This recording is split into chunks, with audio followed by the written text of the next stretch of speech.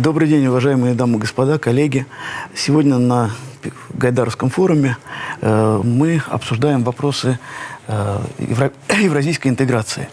У нас в гостях сегодня Алексей Логвинович Overchuk, вице-премьер правительства России, и Андрей Александрович Slepnev, министр по торговле Eurasian Economic Комиссии.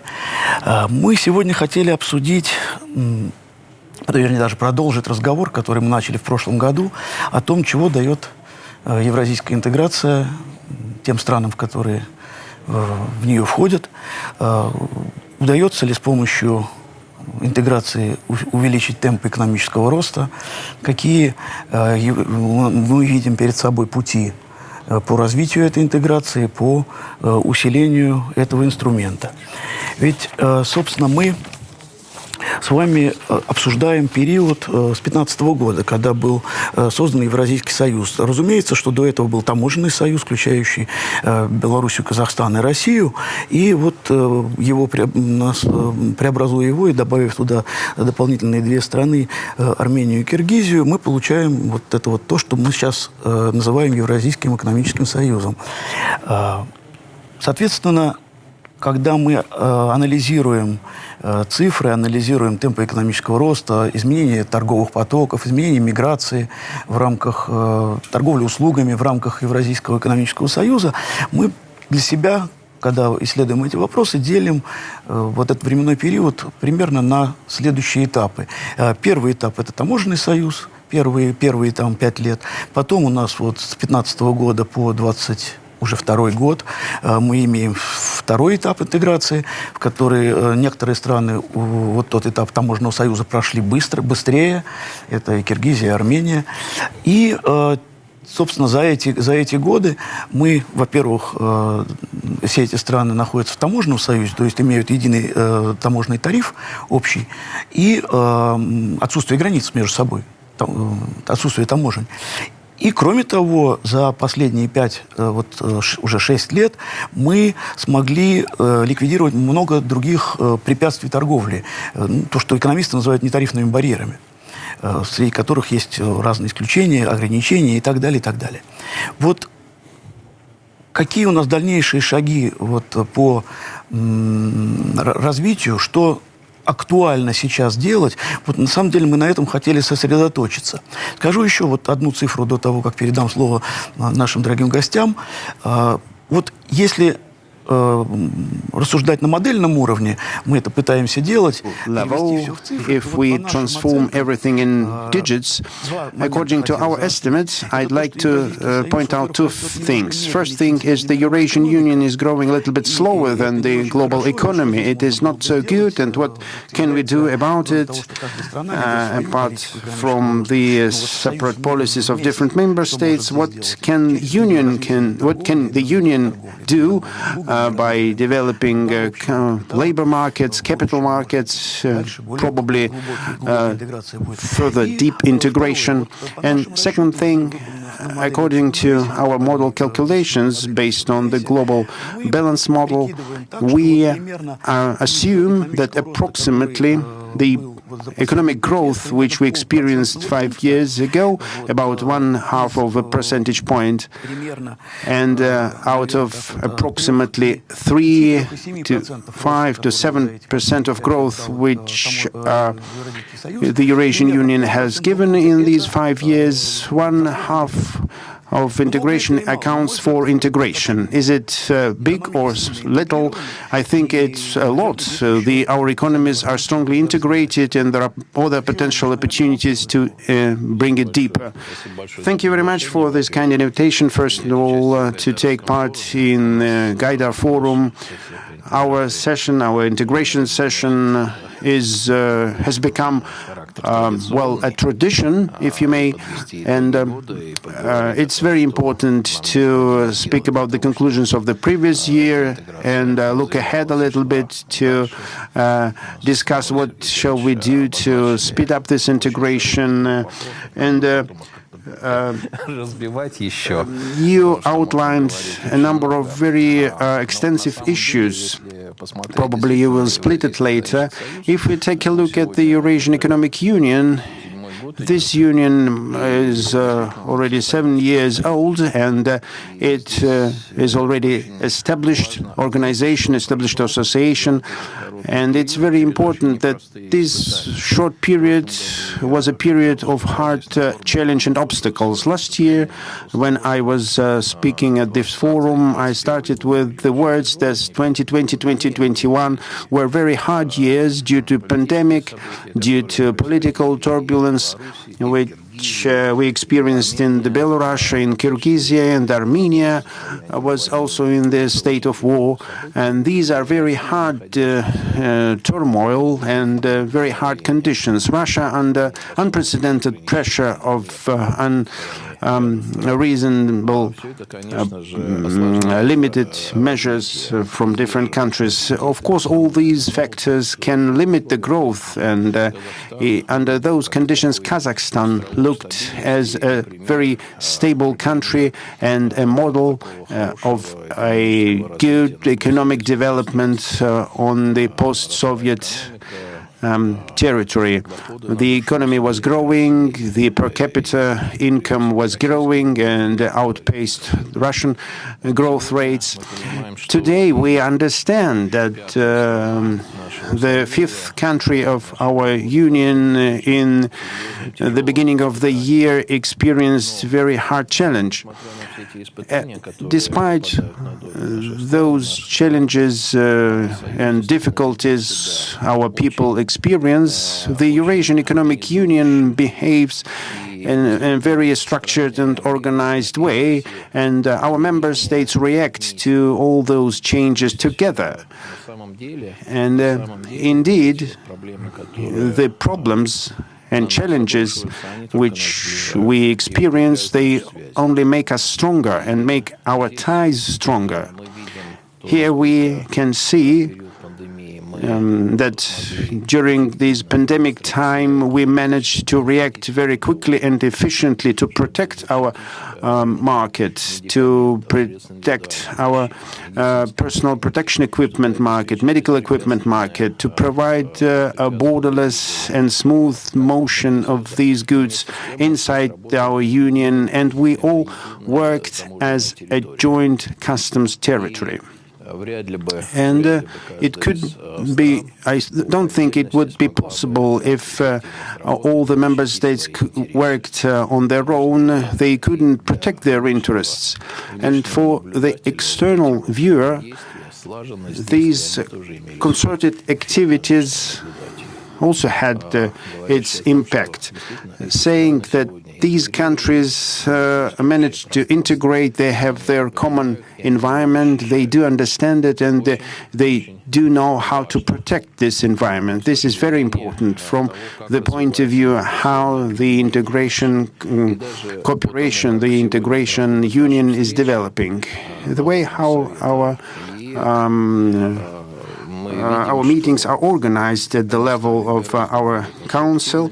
These meetings have become more constructive. We are able to reach consensus very quickly, and the consensus is always reachable. It's always possible.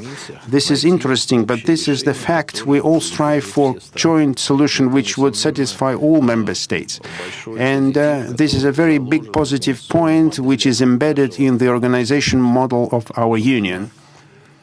Proceeding from that, we can speak about the development of macroeconomic indicators of our union, and it all evidences a positive role of those integration processes which happen in our union. In 2021, we expect 4% growth rates of GDP across the union, which in principle is a decent growth, and versus last year, compared to last year, and 1% versus 2019. And this is a good growth, you know. Also, if we look at financial indicators of the member states of Eaeu, all countries managed to bring the budget deficits to the thresholds in stipulated in the Union agreement. Here we see that we have the disciplinating influence of the Union. We saw the foreign trade growth. We hit the records there, around $800 billion be registered in 2020. 70 billion of it will account for the trade between the member states of the Union. And we see growth here too, both in terms of money and in the physical terms. Also, we see here that this growth is going in with advanced pace versus the countries which are not members of the Eurasian Economic Union. It all evidences that and confirms that the Union allows countries to mobilize, allows countries to get those benefits which our big joint market can give, and gives opportunities for further development. It is very important to develop the Union and to continue working on eliminating trade barriers. There's a register of those barriers, including around 54 barriers which we've already eliminated. But it's not only about figures. The thing is that absolutely all countries do their best to reduce the number of these barriers. Everybody understands the negative impact of the barriers, and all countries, despite their internal interests, they try to support each other. They try to eliminate the barriers on one hand, and on the other hand, to observe the interests of every country separately. And we do have this understanding too now, and this is very important from the point of view of bringing countries closer. So we do see here a very good and decent progress. We also have understanding that we need to develop relations between our economies. First and foremost, it is necessary to develop cooperations between our entities, economic entities, create trade chains, economic chains, and develop them, and basically make our union self-sufficient economic association, which is very important in the modern conditions. We see how pandemic escalated some selfish trends which do exist in different countries, and we see how countries and associations started to collapse very quickly. And someone would all of a sudden see that they are losing access to some corporations. We do see all those destructive movements which exist in the market, and all that moves countries towards providing all their needs on their own. And our union, from the point of view of being a self-sufficient corporation, started to reason it and understand it a little bit earlier. And so our countries today move the same way now, which is very important from the perspective of developing integration process. I think I should wrap up my presentation and pass the floor to Andrey Alexandrovich. I think I should continue the thoughts of my colleague. You are absolutely right by saying that our union is growing in terms of GDP a little bit slower versus other big economies. But I'd like to take the risk and state that our growth is more stable. If we take a look at the crisis period, not only COVID crisis, but the crisis in the mid of 2010s, and the impact of crisis for our growth is much more limited other than in other economies, which keep speaking about overheating and structural tensions which exist in their economies. So today, amid transformation, we are amid transformation. This is obvious. The stability of this growth and the stability of the course we are moving is very precious, both in terms of social welfare of population and in terms of building up our future position. And of course, the growth should be provided. It is absolutely impossible to normally develop a country without growth. But if in my department we study trade statistics, everyone knows the fact that the trade sets the pace for the development of the whole economy, and the trade is a locomotive of the whole economic growth. And this year was marked by a number of records, and those records are very indicative. The trade with third countries on our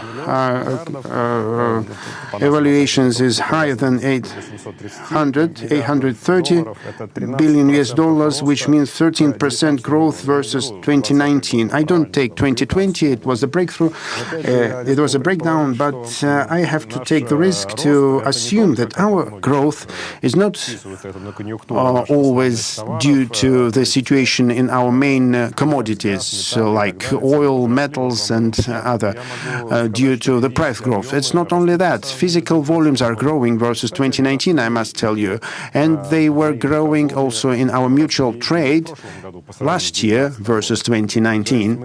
It means that we can see that this integration combination is absolutely stable, and it is absolutely in line with those research of international institutions, that the availability of preferential agreements of economic unions at hard times, especially this system, can be mobilized efficiently in order to speed up and support economic relations.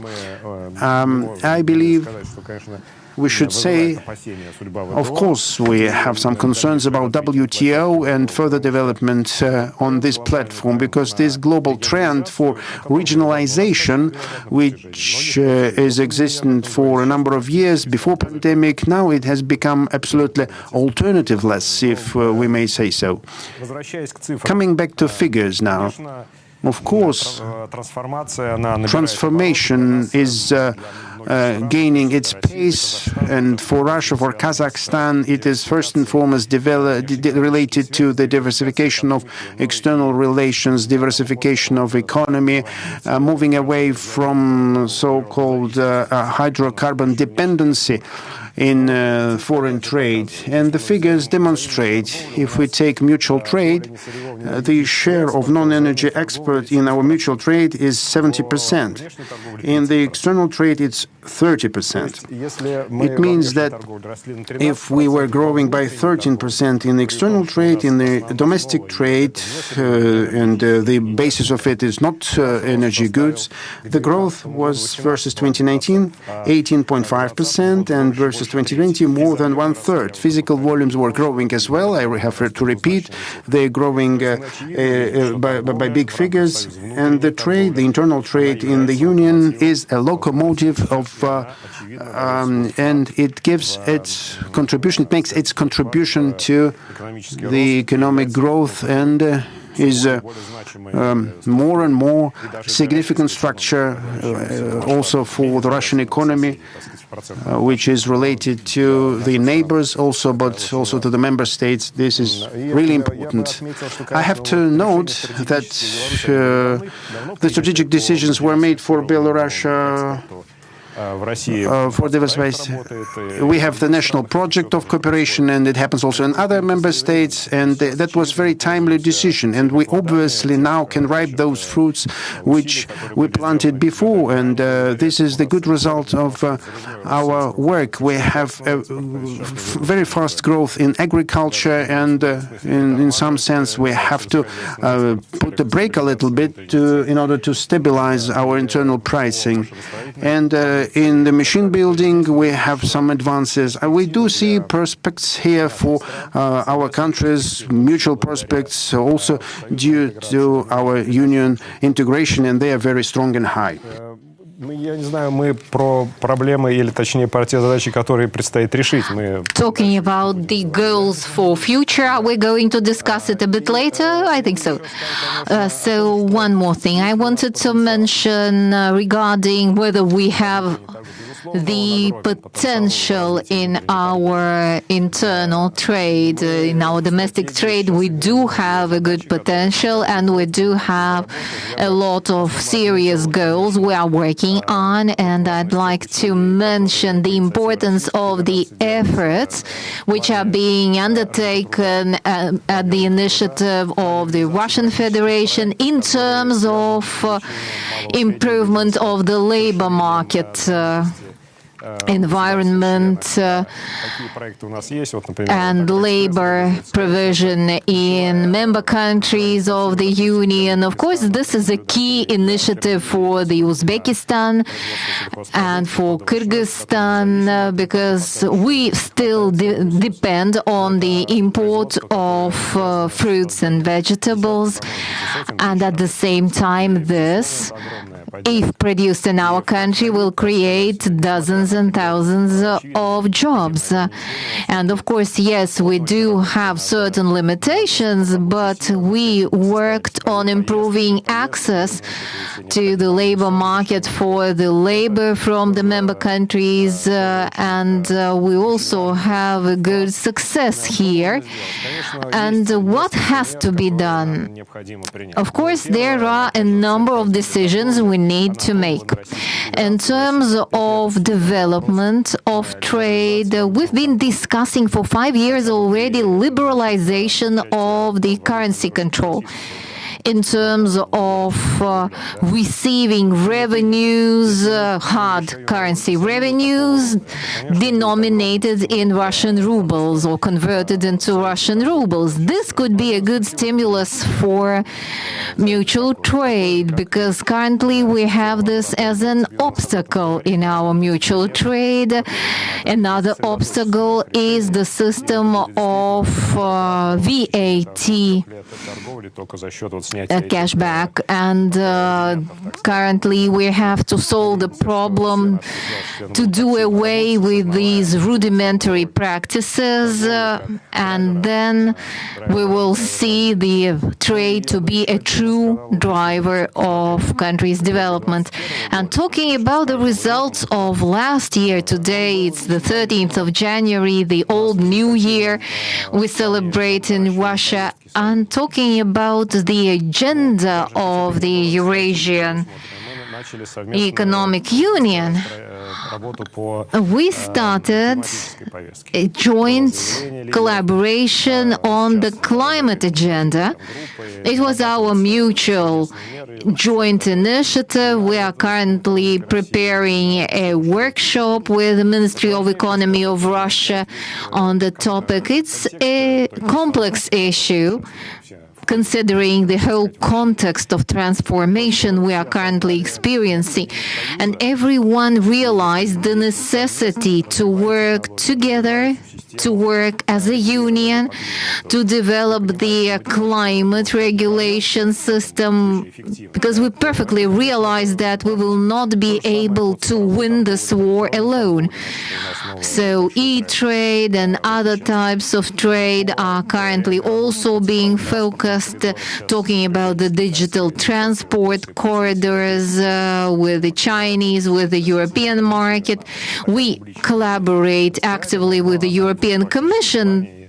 This project, this work is not that much discussed maybe in the media, but the work is ongoing and active. Collaboration and technical dialogue, we discuss and solve practical issues, and it's quite clear that there is a high demand for regional integration, for joint initiatives of the Eurasian Partnership, and for understanding that if we do something alone, we will never succeed. Not now.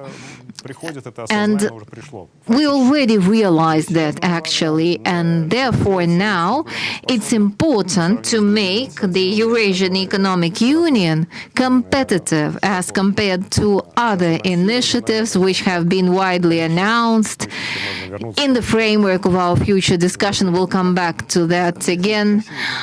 Thank you, Andrey. You already actually touched upon the next topic about prospects, but let me go back to the two suggestions of yours, like returning of VAT in the Eurasian Economic Union territory. And of course, everyone is thinking of how to make it easier, the whole process, the process between our member countries, because now it seems that it even became more difficult than it used to be. And of course, this obstacle has to be done away with. And to my mind, the solution should be digital, because no red tape, no paperwork, everything should be digitalized. And I think that this is not what we can do in one day, but we have to start working on this. And your second suggestion was about the currency control, right?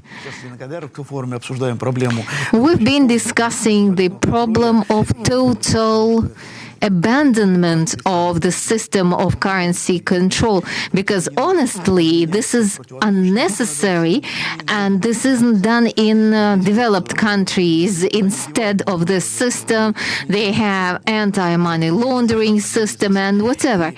And that will be even cheaper and more cost-effective for the businesses if we change the system. And you gave a very good idea, which didn't even come to my mind before. I think we should promote it together. And since Alexander started talking about the prospects, what about you, Sergey? What would you say about this year's goal? I very much hope we'll see each other next year to discuss what we did of what we planned. That's a good question. Thank you. Andrey actually did the right prioritization of our goals. First of all, development of cooperation chains and networks, because this is how the trade is going to be developed, because trade is the locomotive of our national economy. That's true. And first of all, we are focusing on, again, we already have good examples of what has already been done. I'm talking about the vaccine production, Russian vaccine production, for instance. Nearly all the member countries of Eurasian Economic Union, except for Kyrgyzstan for the time being, they have all started production of the Russian vaccines. This is being done in the framework of our mutual collaboration. At the same time, it's important to involve our partners in cooperation projects related to high technologies. And last year, a number of important decisions were made. One of them about the development of aviation. We have joint projects envisioned to be implemented with the neighbor republics, so that we will be able to all fly the airplanes we produce, and everyone will be interested in supporting the industry. That's of utmost importance. We discussed that at the level of the Eurasian Economic Union, on the European level, and even on the country leaders level, because we need to have a system like this. If we take, for instance, agricultural machinery production. We also see a large number of very good collaboration projects. This is one thing of what we are doing. Another thing is transport and logistics. And first of all, let me say that we are talking about construction of roads. We are building them very actively. And Russia is currently building a special road from Europe to Western China. And they are already reaching Kazakhstan now. And of course, we deal with the funding of the project. We are looking for the funding for the project. But it's a very serious project, very actively promoted and going ahead. And again, it is an integration project per se, by definition. And we have always collaborated very well with Kazakhstan regarding all these goals. And of course, we need to have modern customs checkpoints. It's not bottleneck. We know that this is one of our main bottlenecks. Plus, we need digital transport corridors that work effectively. And then these routes will be able to compete with the others. And these are cooperation projects in which we have both the union, customs union countries and neighbor countries, all of them participating in it. And of course, we collaborate and work in line with both our Eurasian standards and European ones as well. And from the point of view, we have a special fund of digital initiatives, and it already generates products. The first most popular product is a mobile trip between Russian constituents.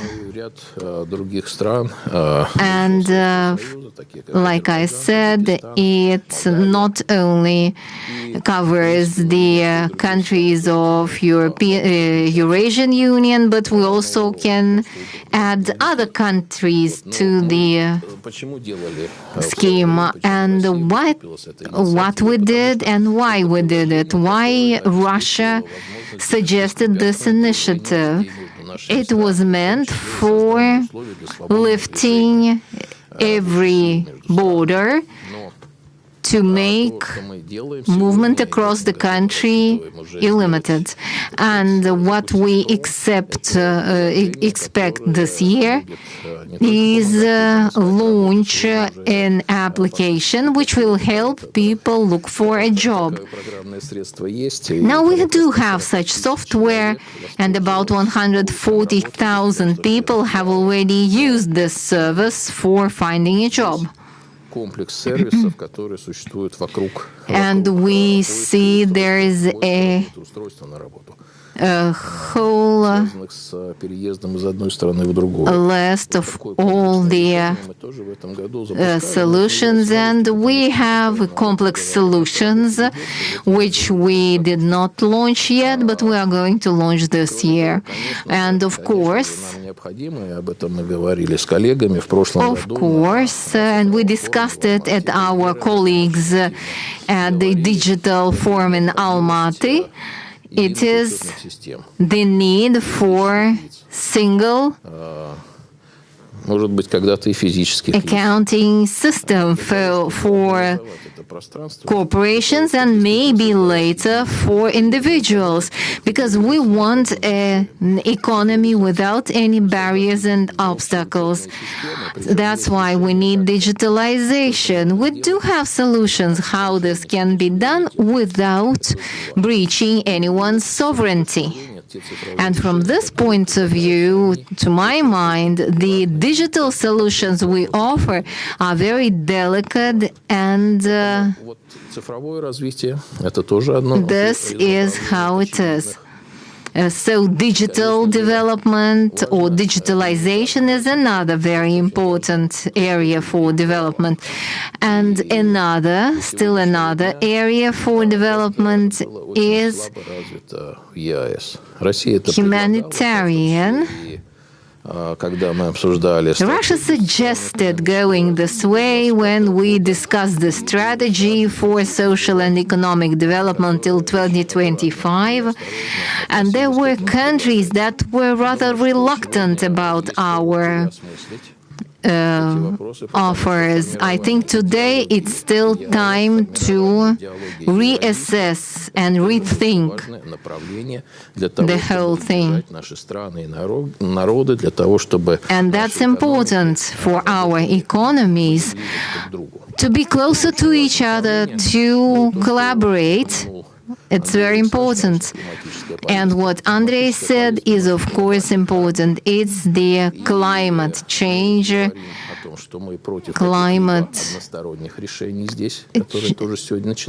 change. And again, in this context, we do not want to jump to conclusions. We have to go slowly but steadily. We need to implement a joint approach, and joint actions in this case will give more strength to our arguments in negotiations. This is all I wanted to tell you, talking about the fundamentals of the topic. When you were talking, you were mainly talking about the commodities market, mainly. But services market and capital market, what about these markets? Okay, first of all, we implement the liberalization of these markets. And in our strategy, we have a very clear-cut description of these goals. The services market, there are a lot of sectors which are part of the common market, like the tourism, and this is going to further develop because everyone understands that we need to merge. There are certain sectors where we have to go about a bit more attentively and carefully, but still it's all happening today, happening now. And talking about the capital market, we see the same movement and development there. Thank you. Well, I would agree with the fundamentals Alexey meant. By the way, let's talk about the external contour, about the collaboration with external players, because we have set a record in mutual trade with China, 165 billion. This is a lot. And this is much higher than in the pre-pandemic times, 165 billion. Talking about the second key partner, it's European Union. It's better than the 19. If you take 2013 or 14, the figures were much higher. We saw this trend, we discussed it with our European partners. Since the figures are big and the desire to collaborate was there, let's look at the prospects. Вот, возвращаясь к вопросу регионализации. Talking about the role of regionalization, Инициативы, которые сегодня на столе у нас находятся. Ну, все, let's конечно, look at the initiatives which are on the table. Now everyone is very enthusiastic about the Chinese approaches with the concept of double circulation, which was adopted not long ago because it meant Теперь мы посмотрим на концепцию европейскую collaboration and so on. Now let's talk about the open autonomy. с точки зрения открытости, да, но On the one hand, в документе, если посмотреть, акцент in сделан the document, the accent is done on на определении правил взаимодействия с внешними партнерами. the accent is made on the collaboration with partners. Now let's look at the American concept of Перестроим лучше. build back better. Восстановим лучше еще с добавкой world, да, то есть открытый для мира. They are talking about the world. They want to build back better the world.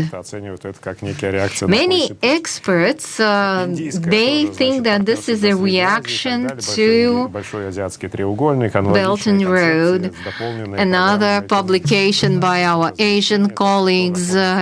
Here you can read about the import replacement and so on. Образовались, вот выкристаллизовались вот те самые центры аккумуляции. In 2021, on top of this, we crystallized the centers in which we had the most reliable partnerships.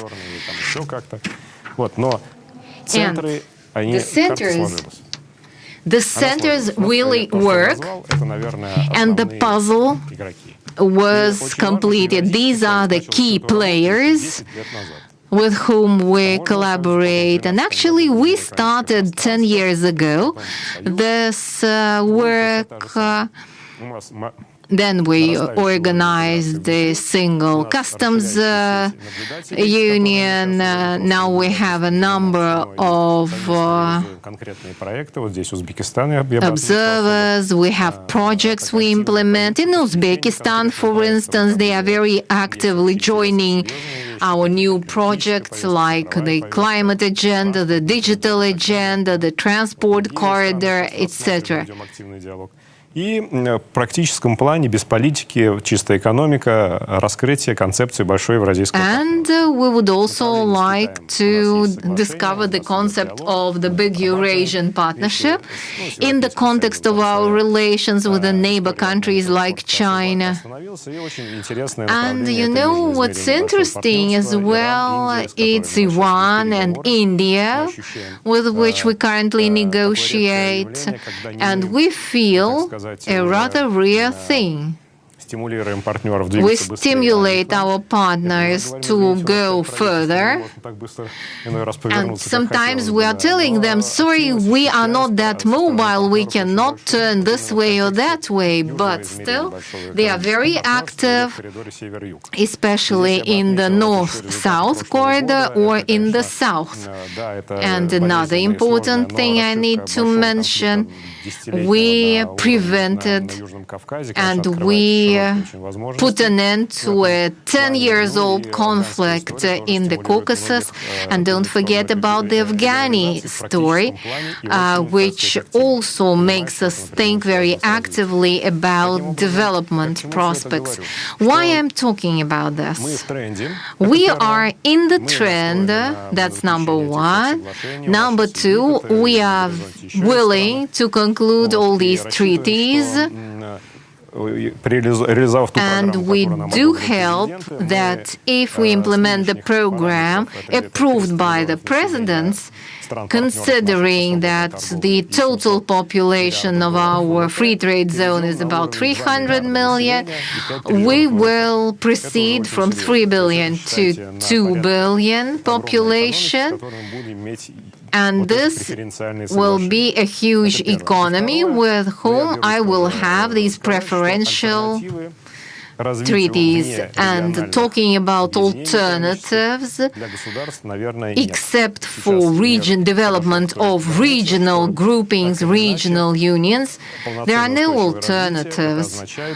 So we need sustainable growth and development, and we need to very clearly integrate into the regional unions, non-conflicting unions, and this is another very strong trend which will enable us to solve the problems we currently face.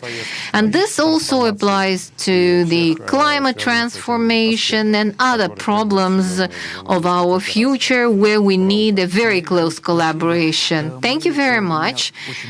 I have a lot of questions, but the time is running out. But still, can I ask you to say something during 30 seconds only? We have to wind out the session. I would agree with Andrey. In the modern world, there is no alternative to integration, especially in our Eurasian continent. There is no alternative. I think this is the main conclusion from all we discussed here today. Okay, and I'll keep my questions for the next time we meet. Thank you very much for being with us for this session. I hope you enjoyed it. Thank you.